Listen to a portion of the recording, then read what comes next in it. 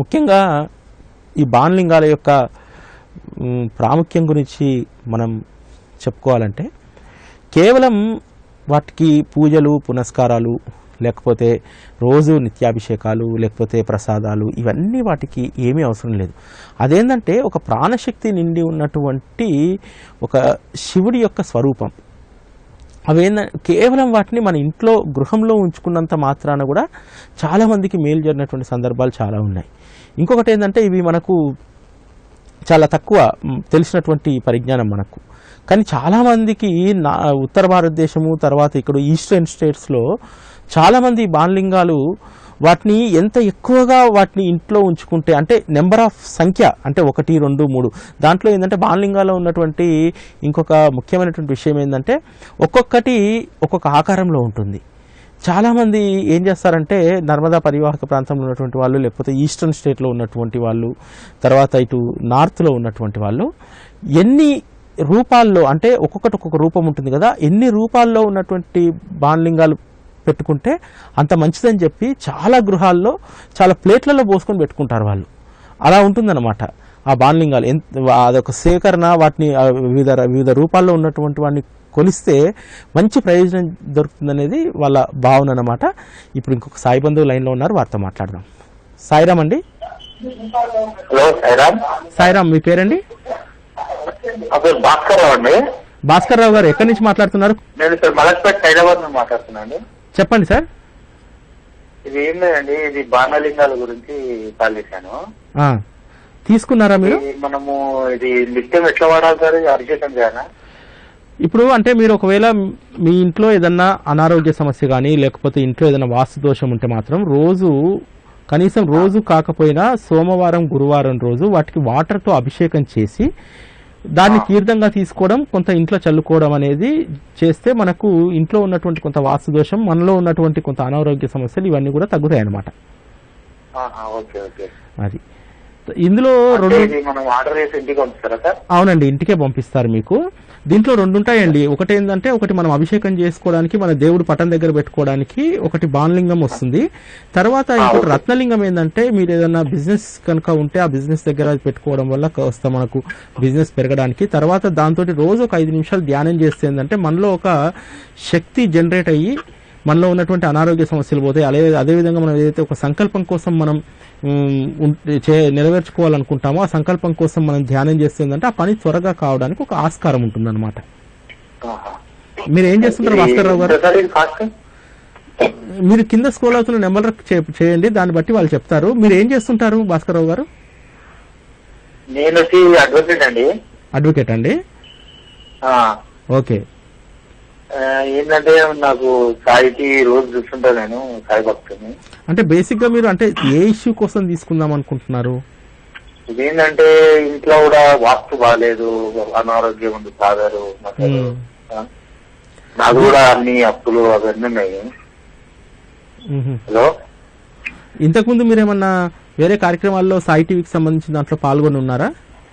నేను ఇంట్లో పాల్గొన్నాను సార్. ఇదే నాకు ఇప్పుడిప్పుడే కుట్టగా నేను చేస్తున్నాయి. నేను ఏంటంటే ఎక్కువ శివభక్తుని, శివుణ్ణి బాగా ఆరాధిస్తా, రోజు అర్చన చేస్తా, శివనామస్కారం చేస్తా, ధ్యానం చేస్తా. కాబట్టి మీరు శివుణ్ణి ఆరాధిస్తున్నారు కాబట్టి సాయి టీవీలో జరిగేటువంటి ప్రోగ్రాం కూడా చాలా మంచి కార్యక్రమంతో మీరు ప్రయాణాన్ని ప్రారంభిస్తున్నారు. తప్పకుండా అవి తీసుకోండి. మీరు తీసుకుంటే, ఎందుకంటే బేసిక్ గా మీరు చెప్తున్నారు శివుణ్ణి బాగా ఆరాధిస్తారని చెప్పి. అయితే కాబట్టి అవి మీ ఇంటికి రావాలన్నటువంటి ఒక బాకీ ఎక్కడో ఉన్నట్టుందండి. ఖచ్చితంగా తీసుకొని మీరు ఆరాధించండి. ఖచ్చితంగా మీ యొక్క ఏదైతే ఇన్ని రోజుల నుంచి చేస్తున్నారో పూజలు అవన్నీ కూడా ఫలప్రదం కావడానికి ఒక ఆస్కారం ఉంటుందండి. సాయిరామ్ అండి. మనము ముందు చెప్పుకున్నట్టు చాలా మటుకు కూడా ఏంటంటే మనకు ఏదో ఒక ల్యాగ్ ఉంటుందన్నమాట. అంటే ఇప్పుడు చాలామంది మనం చాలా రకాల వ్రతాలు చేస్తాం, పూజలు చేస్తాం, కానీ ఏదో ఒక దగ్గర మనము స్ట్రక్ అవడం జరుగుతుంది. ఆ స్ట్రక్ అనేది ఏంటంటే మన ఇంటికి రావాల్సింది, మనం పూజించాల్సింది ఇంకేదో ఒక చిన్న వస్తువు ఉంటుంది. లేకపోతే మొత్తం అన్ని వ్రతాలు చేసి లేకపోతే అన్ని పూజలు చేసి ప్రతినిత్యం కూడా శివుడికి కానీ బాబాకి కానీ అభిషేకాలు చేస్తున్నా సరే మనం ఏదైతే మన పూర్వీకులు కొనసాగిస్తున్నటువంటి ఒక సాంప్రదాయం మనకు తెలియకుండా ఉండి ఉంటుంది. ఆ తెలియకుండా ఉండి ఉన్నటువంటి సాంప్రదాయాన్ని ఫుల్ఫిల్ చేయడానికి అప్పుడప్పుడు మనకు ఇలాంటి మన ముందుకు వస్తుంటాయి. కాబట్టి ఇటువంటి బాణలింగాలు వీటిని మనం తీసుకొని అభిషేకాలు చేసుకోవడం, ఇటువంటి వాటి వల్ల మనకేంటంటే ఇప్పటిదాకా చేసినటువంటి పూజలు కానీ లేకపోతే మనం చేస్తున్నటువంటి ఈ ఏదైనా పుణ్యకార్యాలు కానీ అది ఒక సఫలీకృతం కావడానికి ఒక అవకాశం ఉంటుంది. ఒక సాయి బంధు లైన్లో ఉన్నారు, వారితో మాట్లాడదాం. సాయిరామ్ అండి. హలో, సాయిరామ్ అనిల్ గారు. సాయిరామ్ అమ్మ, మీ పేరు? నేను లలిత అండి, సహారా స్టేట్స్ నుంచి. లలిత గారు చెప్పండి. నేను తీసుకున్నానండి లాస్ట్ ఇయర్ బాణలింగము రత్నలింగం తీసుకున్నాను. అయితే నేనేంటంటే మామూలుగా అనుకున్నాను అన్నట్టు, ఇట్లా బాబాని నిరాకార రూపంలో పూజించాలి అనుకొని తీసుకున్నాను. ఆ రోజు మా ఇంటికి వచ్చింది బాణలింగము రత్నలింగం వచ్చింది. ఆ రోజు నైటే మైనంపాటి ప్రసాద్ గారు చెప్పారన్నట్టు. ఆ రోజు నైట్ లాస్ట్ సెంటెన్స్ వాళ్ళ ఎడిటర్ లో ఏంటంటే బాబాని నిరాకార రూపంలో ధ్యానించే స్థితికి ఎదగాలి అని చెప్పేసి అది లాస్ట్ సెంటెన్స్ ఆ ఎపిసోడ్ లో అన్నట్టు. అలా నాకు బాబా మంచిగా చెప్పినట్టు అనిపించింది. నేను అనుకున్నది కూడా, నేను మామూలుగా వాళ్ళకి సాయి ఛానల్ వాళ్ళకి ఫోన్ చేయండి మీరు ఎలా పూజించాలి అంటే వాళ్ళకి చేసినప్పుడు నేను బాబాని ఇలా పూజించుకుంటానంటే సరే మీ ఇష్టం ఎలా అయినా పూజించుకోవచ్చు అని చెప్పారు వాళ్ళు. అలా నేను తీసుకొని అలా నిరాకార రూపంలో బాబాని పూజించాలనుకున్నాను. ఆ రోజు మైనంపాటి ప్రసాద్ గారు అలా చెప్పడం కూడా నాకు మంచిగా అనిపించింది. తర్వాత నేను ఏంటంటే నా దగ్గర శివుని పుస్తకం ఉంది అన్నట్టు. సరే చదివాను. చదివితే అందులో ఏంటంటే అన్ని దేవతలు దేవుళ్ళు మనకి ఆస్తులు ఇస్తారు, అన్ని ఐశ్వర్యం ఇస్తారు, అన్ని ఇస్తారు, కానీ శివుడు ఒక్కడే పరమ సుఖాన్ని ఇస్తాడు. ఆ రోజు సరే ఎలాగో తెప్పించుకున్నాం కదా శివుని గురించి పుస్తకం చదువుదామని చదివా అన్నారు. చదివితే మనకి శివుడు ఒక్కడేనంట పరమ సుఖాన్ని ఇచ్చేది, వేరే వాళ్ళు మనకి ఐశ్వర్యాన్ని అవి వాటిని ఇవ్వగలరంట.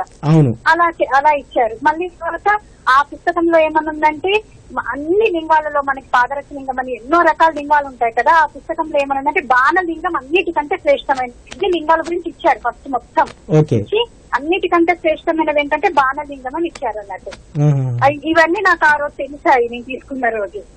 అది అన్నట్టు చాలా మందికి నాలెడ్జ్ లేక బాణలింగాలకు సంబంధించి చాలా మందికి తెలియట్లేదు కదమ్మా. అది నిజంగా కూడా అంటే మనము అంటే ఒకటి ఇప్పుడు ఒక్కొక్కరికి ఒక్కొక్క రకంగా ఉంటదమ్మా. అంటే మీ మనస్సుకు ఏంటంటే బాబాను నిరాకార రూపంలో పూజించాలనేటువంటి ఒక సంకల్పం ఉంది. నిజంగా కూడా బాబా మార్గంలో బాబా చెప్తాడు, ఎప్పుడు నన్ను ధ్యానిస్తూ ఉండు, నా రూపాన్ని చూస్తూ ఉండు, చివరికి నా నిరాకారంగా నన్ను ధ్యానించు అంటాడు బాబా. అవును, నేను బాబా ఛానల్ లో అది విన్నానండి. అది అన్ని మాకు బాబా ఛానల్ ద్వారా చాలా నాలెడ్జ్ వచ్చింది, చాలా వచ్చింది. ఫస్ట్ మాకు నిరాకార రూపంలో బాబాని మీరు పూజించుకునే అదృష్టం ఇచ్చినందుకు మీకు చాలా ధన్యవాదాలు. బాబా మాకు బాబా ద్వారా నడిపించే ఈ ఛానల్ కి మేము చాలా కృతజ్ఞత తెలుసుకుంటున్నాం అన్నట్టు. చాలా సంతోషం అమ్మా. ఈ కృతజ్ఞతలన్నీ బాబాకే. ఆయన చల్లగా మనందరినీ చూడాలి, మనందరినీ ఎప్పుడు కాపాడుతూ ఉండాలి. బాబా నడిపించినట్టుగా అసలు ప్రతిదీ బాబా నడిపించినట్టుగా ఉంది కాబట్టి అందరు ఇంత అట్రాక్ట్ అవుతుంటున్నాం. అంత బాబానే అసలు మొత్తం ఇంకా అలా ఉంది. మాకు చాలా బాగుంది సాయి ఛానల్. అంతే కదమ్మా. ఆయనే ఎప్పుడు నిత్యం నా ధ్యానాన్ని మీరు స్మరిస్తూ ఉండండి. అది మాకు కలిగించారండి, అది మాకు కలిగించారు. అసలు మాకు ఎంత మా పాపాలని పోగొట్టడానికి మాకు అన్ని కలగడానికి మాకు బాబా ఛానల్ చాలా ఉపయోగపడుతుంది. అందులో ఈ నిరాకార రూపంలో ధ్యానించడం అనేది మాకు ఈ బాణలింగం కూడా అతి చాలా మంచిదని తెలియడం నాకు అదే రోజు అన్ని విషయాలు తెలిసాయి. అసలు అంతవరకు ఏం తెలియదు. అదే రోజు బాబా అన్ని నాకు తెలియజెప్పారు అన్నట్టు. అలా వెంటనే ఆ పుస్తకం చదవడం అదంతా మంచిగా అనిపించిన తర్వాత తీసుకున్న తర్వాత కూడా మంచిగా హాయిగా ఉంది, టెన్షన్స్ లేకుండా మంచిగా హాయిగా ఉంది. ఆ రత్నలింగం తోటి పూజ తీసుకునేటప్పుడు మీకు టైం అవుతుంది. పర్లేదమ్మా.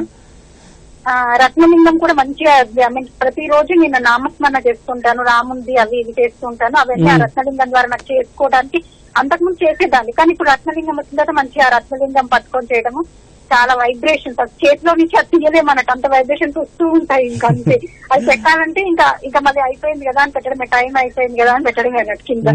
అలా బాగా వైబ్రేషన్స్ చాలా మంచి. మేము ఇలా నామస్మరణ చేసుకుంటే మళ్ళీ నాకు ఆ రత్నలింగం కూడా దొరకడము, అది పెట్టుకొని చేసుకునే అదృష్టం బాబా ఇచ్చినందుకు నాకు మీ ఛానల్ ద్వారా చాలా కృతజ్ఞతలు అండి.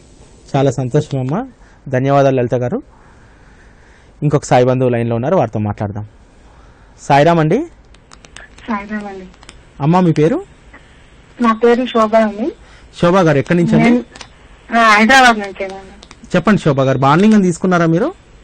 అవునండి, నిన్ననే 3-4 రోజులు చూస్తున్నాను. నిన్న స్క్రోలింగ్ లో చూసి మళ్ళీ తీసుకున్నాను. నిన్నే వచ్చింది ఇంటికి సాయంత్రం. అంటే ఈ రోజు పానలింగం ఒకటి, రత్నలింగం ఒకటి, 2 ఈ రోజు పూజ చేశారా? నిన్న సాయంత్రం అభిషేకం చేశాను. ఈ రోజు కూడా మళ్ళీ అభిషేకం చేశాను. బాబా గుడి కూడా వెళ్ళేసి వచ్చి ఇప్పుడే కూర్చొని మీ టీవీ చూస్తున్నానండి. ఎలా అనిపించిందమ్మా మీకు?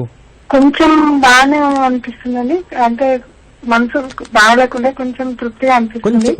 కొంతలో కొంత అంటే ఒక మార్పు గాని, ఒక ప్రశాంతత గాని. ఫస్ట్ ఏంటంటే అమ్మా, మొత్తం సమస్య పరిష్కారం కాకపోవచ్చు గానీ మీకు మొదటి రోజు ఒక ప్రశాంతత, ఒక తృప్తి అనేది కలిగిందా? కలిగిందండి. నిన్న ఈ రోజు కూడా మంచిగా అనిపిస్తుంది. అయితే నేను పాప పెళ్లి కోసం తీసుకున్నానండి. బాబు ఉద్యోగం లేదు, ఆర్థికంగా కూడా నాకు కీళ్ళ నొప్పులతో బాధపడుతున్నాను. తప్పకుండా మీరు ఆ బాణలింగానికి ఏదైతే అభిషేకం చేశారో ఆ వాటర్ ను ఒక స్పూన్ వాటర్ ను మీరు తీర్థంగా తీసుకోండి అమ్మా. కొంచెం మీకు అవునండి, అదే మర్చిపోయాను. రేపటి నుండి తీసుకోండి అమ్మా. కొంచెం ఒక స్పూన్ తీసుకోండి రోజు, పొద్దున సాయంత్రం. అభిషేకం చేసింది అలా పెట్టుకుని పొద్దున సాయంత్రం రాత్రి పడుకునేటప్పుడు కూడా ఒక స్పూన్ అలా మీరు తీర్థంలాగా తీసుకోండి అమ్మా. మీకు చాలా మార్పు కనిపిస్తుంది. ముఖ్యంగా ఆరోగ్య సమస్యలు ఉన్నటువంటి వాళ్లకు ఆ అభిషేక తీర్థం అనేది చాలా మంచి చక్కటి మార్పు కనిపిస్తుంది. అదేవిధంగా ఖచ్చితంగా అమ్మా, అది మీరు ఆ సంకల్పం చెప్పుకొని రత్నలింగం తోటి రోజు ఒక 10 నిమిషాలు మీకు ఇష్టం వచ్చినటువంటి భగవన్నామ స్మరణ. సపోజ్ సోమవారం అనుకోండి శివుడిది చేసుకోండి, మంగళవారం అనుకోండి హనుమాన్ను ధ్యానించుకోండి, బుధవారం అనుకోండి అయ్యప్పని ధ్యానించుకోండి, గురువారం అనుకోండి సమర్థ సద్గురు సాయిబాబాను ధ్యానించుకోండి, శుక్రవారం అనుకోండి అమ్మవారిని ధ్యానించుకోండి, శనివారం వెంకటేశ్వర స్వామి నామాన్ని చెప్పుకోండి. ఈ విధంగా మీకు ఆదివారం అనుకోండి సూర్య భగవానుడి యొక్క స్తోత్రం చదువుకోండి, లేకపోతే సూర్య భగవాన్ని ధ్యానించండి. ఇలా మీ ఇష్టం, మీ మనసుకు ఏది అనిపిస్తే అది, ఏ భగవన్ నామస్మరణ మీకు ఇష్టమో ఆ భగవన్ నామస్మరణను ప్రతిరోజు చేస్తూ ఒక 10 నిమిషాలు మీరు ఆ రత్నలింగంతో ధ్యానం చేయండి అమ్మా. ఖచ్చితంగా మన సంకల్పాలను బాబానే తీరుస్తాడు. అది మీకు ఆ బాకీ ఉంది కాబట్టి అది మీరు మీ ఇంటికి రాగలిగింది, అంతే తప్ప ఇంకా మనం కావాలనుకుంటే వచ్చేటి కావు ఇవి. ఎక్కడో ఒక దగ్గర మనకు స్ట్రక్ అయ్యి మనకు ఆ బాకీ ఉంది, అది మన ఇంటికి రావాలి కాబట్టి వస్తుంది, కానీ అది మనం కావాలనుకుంటే రాదమ్మా. అది కొంచెం బాగానే ఉంది. సాయిరామ్. సంతోషం అమ్మా.